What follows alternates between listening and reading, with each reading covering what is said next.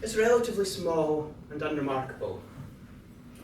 It sits in a city in the north of Italy, in a Romanesque cathedral complex.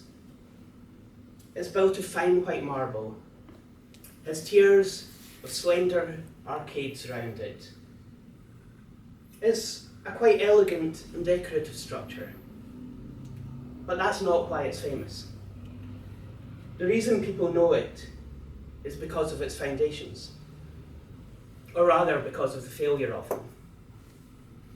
The Tower of Pisa. The success of a building depends on its foundations. You can put all your effort, skill, money, expertise into building a spectacular building. But if the foundations don't work, you've wasted your money. And so, similarly, the foundation of a project is the brief. All the following stages can be carried out perfectly. You can get the perfect design team in place. They can follow all procedures to the letter. It can swim through all the consent processes. It can be built with great care and diligence. It can even be brought in on time and on budget. But if the original brief was wrong, you've wasted your time, you've wasted your money, you've got the wrong building. On numerous occasions, I've had friends telling me stories about buildings, often buildings that they work in, where the stupid architect didn't allow for X, didn't give space for Y. My response always is, well, did the architect know there was a requirement for that? Was it in the brief? Could they have known that that was needed? Even the most egotistical of architects, and I'm afraid to say there are many of them, has never claimed to be omniscient. So, if a brief is so important, what is a brief? Oh dear, it looks as if fonts aren't coming through fine. But, according to the Oxford English Dictionary, a brief is a set of instructions given to a person about a job or a task. And according to Wikipedia, that great source of accurate knowledge, an architectural brief is a statement of a client's requirements which form the basis for appointing an architect. And so in essence, the brief is a document that sets out what is required, what all the requirements and constraints on the project are. Functional, aesthetic, lifestyle, financial, timescale, anything that is going to have an impact on judging the success of the project. The brief may be simple, it may be very detailed. Sometimes a brief is a paragraph or less. Sometimes, particularly for something like a new build hospital, it's a document of hundreds of pages of very detailed specification. For this job that you'll be sick of us talking about, the inn at John O'Groats, I was looking back to see what exactly the brief was. It was one sentence. Redevelopment of the existing semi-derelict hotel to create an NR residence apart hotel with approximately 19 one and two bedroom apartments contained in the shell of the existing building and in new extensions. That was the brief. It did then go on in the same document, which contained the brief for other parts of the project, to give a first guess at a budget cost and to outline the professional fees that would be required for it. And the brief may take various forms. It almost certainly contains some form of written document. As I say, it might be a sentence, it might be several pages, but something that sets down what is needed. It quite possibly contains financial information, a business plan, something about what this needs to do to be able to stack up. It quite possibly contains some sort of drawings. Drawings of existing buildings, drawings of a master plan that this is one element of, maybe sketches from the client of initial ideas of how they think the project might turn out. Frequently, particularly on domestic projects, but on commercial ones as well, it will contain images, particularly images pulled out of magazines of, this is the sort of thing I'm wanting, this is the feel that, I really like that orangery, I like that pool, that kitchen's just what I'm wanting. And more frequently today, it contains links to Pinterest or House or something like that, where they've collected together a selection of things that show what they're wanting. And a brief's often produced in collaboration. Yes, sometimes a client will come to us with, here is the brief. Most often that's an experienced client who's been through the process many times before and knows exactly what they want. But very frequently, even if they come to us with something, briefing is a process. We sit down with them, we have meetings with them, we visit the site, we explore with them what it is that they're wanting and try and tease out what all the requirements are. Then once we've got that, we'll try and put that down on paper and say to them, is this the brief? Are we understanding correctly what you're wanting? So if the brief is so important, what makes a good brief? As we know, every project's different. Every client's different, and therefore ultimately every brief is different. But there are probably some things that would describe all good briefs. So I just want to run through a few adjectives that describe a successful brief. First of all, an informative brief. This is possibly the most obvious thing. A brief that tells us everything that we might need to know to carry this out, to know exactly what your requirements are. There's no point you complaining when the job's finished that we haven't done something that you never told us was needed. That is part of our job as well, to work with you to draw those things out of you, but we need to know that information. This is a small housing development we're working on in the west of Edinburgh, nothing particularly spectacular, but that's the brief we got with it. This is from a moderately experienced developer client.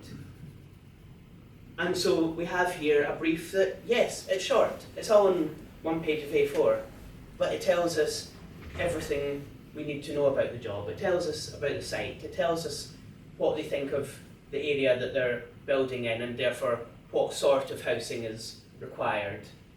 It tells us how many houses, what size they need to be to make it stack up financially. It gives some outline of their ideas of what they would consider to be good design. And it tells us what they're expecting from us, what service we are to provide.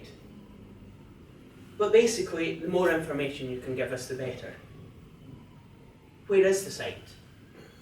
Assuming that's already been decided. Are there any constraints you know of on the site? Why did you choose it? Is it because of the views from it? Is it because of the access to the main road? What are the things that are important to you there? What are you trying to achieve? Is it more space for a growing family? Is it a successfully operating destination? Is it houses that you can sell easily on the market? What accommodation do you require, if that's known at this point? Is it a 4-bedroom house, 500 square metre restaurant? Or maybe, particularly with a commercial client, you have a complete detailed accommodation schedule of you need this amount of this amount of that, that size of cupboard that has to open off there. whatever level of detail that is in your requirements. What are your future ambitions for the site? Does this need to be able to be extended in future if business goes well? Or is this a one-off self-contained building that if business goes well, you'll be building another one on another site? What are the cost constraints? And that's not just how much money do you have to spend up front, but how do you balance your capital expenditure against operating costs? How do you sit on that? Are you a business that has very little money to spend and is willing to trade that off against greater operating costs? Or are you the other way around? Are you willing to spend more now to save money in the future? And what's your program? When do you want to move in? When do you need to be operating? Are there any absolute deadlines on that are non-negotiable? Or is it about then would probably suit me? And then ultimately, if you want us to do a really good job for you, who are you? As a person, as a family, or as a business? What drives you? What makes you tick? What are your aspirations? What's your business ethos? If we know that, we have more chance of providing you something that fits with what you're trying to do. So having looked at an informative brief, almost a contrast to that is we'd like an open brief. A detailed brief is good, it's very good, but it should leave some room for manoeuvre. If you come to us with all the answers, don't be offended if we push back and try and find out what the questions are. We're not just trying to be awkward. We're trying to find out what you're really trying to achieve. We're hoping that we can give you something even better than what you dreamed of. It may be that you have thought this is the solution. Maybe if we look at what the problem is, we can see that there's a much better solution. And that's what we're here for. We are professional designers. We're not just plan drawers. Let us solve your problems. There's two projects that I remember working on that took a very different approach to this. There was this one. A house that had been in family for 800 years. It was cold, it was gloomy, it was quite frankly depressing, and it was in a fairly poor state of repair. The brief was something along the lines of, make this into a pleasant, warm, bright family house for 21st century living. They didn't tell us what the answers were. And so we made a few fairly radical but well-considered moves and turned it into a bright, cheerful family house that it's a joy to be in, and while at the same time retaining everything that was so important to them about their family's heritage. At a fairly similar time, we had another client who at their first meeting came to us with a plan drawn on square paper of the house that they wanted. We told them at that first meeting that this had to be considered as an outline brief. This was not necessarily the answer. And so we tried to work with them. We tried to work with this brief and produce a house that worked. A house that would be really good for them and that solved the impossible technicalities of it. The standard one of stairs always take more space on plan than you think. And so we went through iterations. As we would produce a design, they would push back towards what that original sketch was. We would try and get somewhere closer, and it just didn't work. Eventually, we parted ways. Them without a house, us without a fee. But equally, a good brief is an honest brief. If you're willing to trust us and tell us what your requirements really are, we can do a much better job for you. This is particularly the case when it comes to the two things that people love to be secretive about: cost and programme. If you put unreal constraints on us, ones that are just made up to try and force us to do a better job, you're likely to end up with a compromise job. There was one project we worked on where a client was wanting to convert an old office building into a private house. They had a very tight budget. We worked with them and ended up producing a design that, yes, had major compromises in it, but gave an okay, livable house for the budget that they had. This is in fact an image of a version that didn't meet the budget. But then what was quite disheartening was, as the job went on site, they started instructing more and more expensive extras. And ultimately they ended up with lots of expensive luxury fittings in a compromised house. If instead they had been honest with us at the beginning about, okay, that's what I'd like to spend, if absolutely necessary to get what I dream of, I have this.